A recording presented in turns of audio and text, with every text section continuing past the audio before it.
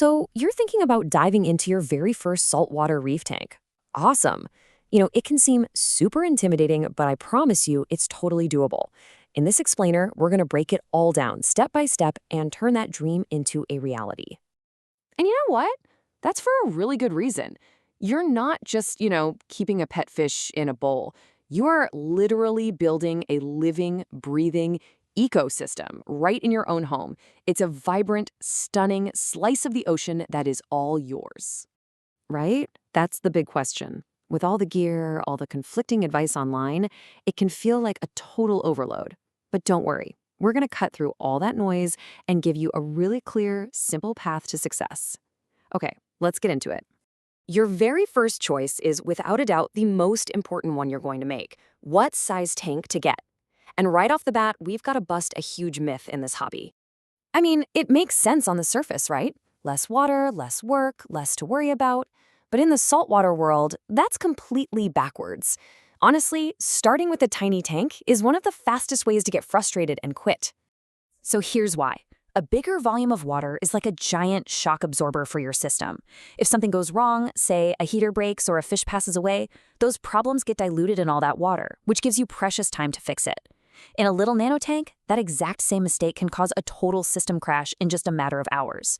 So think of it this way. A nanotank is like a high-performance sports car. It's fast, it's exciting, but it's incredibly unforgiving of any mistakes. A larger tank is your reliable family sedan. It's stable, it's dependable, and it gives you plenty of room for error. Okay, you've picked out a nice, stable tank. Perfect. Now we got to talk about the life support system. Getting the right gear from day one it's non-negotiable. This is what's going to create that stable world your corals and fish need to actually thrive. So this is your basic toolkit. An all-in-one tank is a fantastic place to start because all the filtration is neatly built into the back, which keeps things simple. Of course, you need a heater for stable temps, a power head to create that ocean-like current, and a refractometer to make sure your salt level is spot on. And listen, that RO/DI system for making pure water, that is not a suggestion. It's an absolute must for avoiding a ton of problems down the line. Now, I know that list looks a little long, but I really want to zero in on two specific items here. These aren't just gadgets that are nice to have. No, these are your secret weapons for automating stability and, more importantly, preventing the most common tank disasters. Believe it or not, aquarium heaters are the #1 piece of equipment to fail. And when they do, they almost always fail by getting stuck on. An external controller is basically a cheap insurance policy.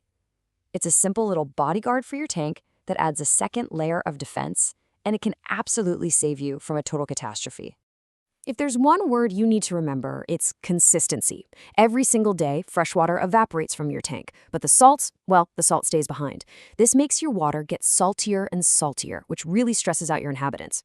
An auto top-off, or ATO, completely automates replacing that evaporated water, keeping your salinity rock-solid stable without you ever having to think about it. It is an absolute game changer.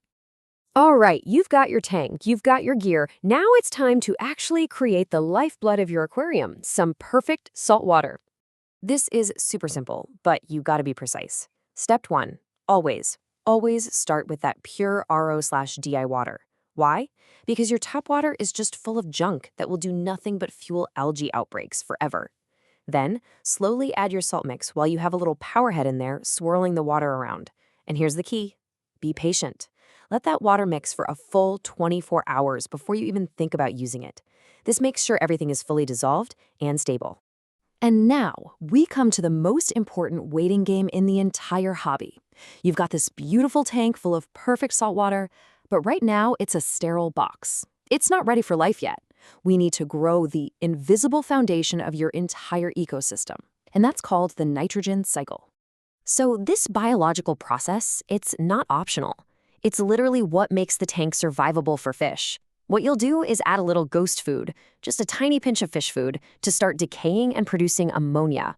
This ammonia becomes food for the first type of beneficial bacteria, which then convert it into another chemical, nitrite. Then a second type of bacteria shows up to eat that nitrite. This whole process takes a while, but it's absolutely essential. And here's what it looks like when you use your water test kits. First, you'll see that ammonia spike way up, and then it'll start to fall as nitrite begins to rise. Then you'll see nitrite fall as nitrate starts to show up. You are officially done, and I mean it, only when your tests show zero ammonia and zero nitrite for at least 2 days straight. Okay, to make sure this all goes smoothly, you have to follow these 3 rules. No exceptions. Number 1, keep your lights off the entire time. Light plus all those nutrients in new water is a recipe for an algae disaster. 2, keep your protein skimmer off. It literally pulls out the waste that your new bacteria need to eat to grow. And number 3, above all else, be patient. Rushing this step is the #1 killer of new reef tanks, period. Hey, congratulations! You made it through the cycle. Your water is safe, the biological foundation is strong, and now comes the fun part, adding life. But just like everything else we've talked about, this has to be done slowly and carefully. Think of your new biological filter like a muscle. It's established, but it's not strong yet. If you just dump all your fish in at once, you're going to totally overwhelm it and cause a massive toxic ammonia spike. So you start with 1 or 2 small hardy fish, like a pair of clownfish. Then you wait. You give that bacteria at least 2 full weeks to catch up to the new bioload, that's the waste your fish are producing, before you even think about adding anything else.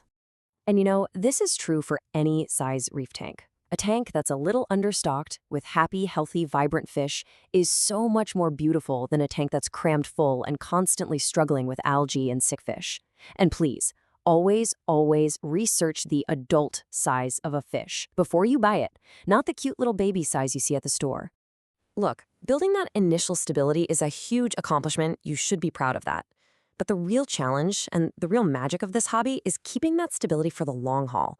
And thankfully, we live in an age where technology can make this way easier. Modern aquarium controllers and apps, like RevoS for example, can act like a co-pilot for your tank. They can monitor your water parameters 24/7 and shoot an alert to your phone if something starts to go wrong. They can even automate the dosing of elements to keep your water chemistry perfect. It's really like having an expert looking over your shoulder all the time. When you boil it all down, a successful reef tank really comes down to one single thing: patience. From choosing a bigger, more forgiving tank at the beginning, to letting that nitrogen cycle run its full course, to stocking your fish slowly over months, not days, if you can learn to embrace the process and fight that urge to rush things, you will be rewarded with a breathtaking piece of the ocean that will bring you joy for years and years to come.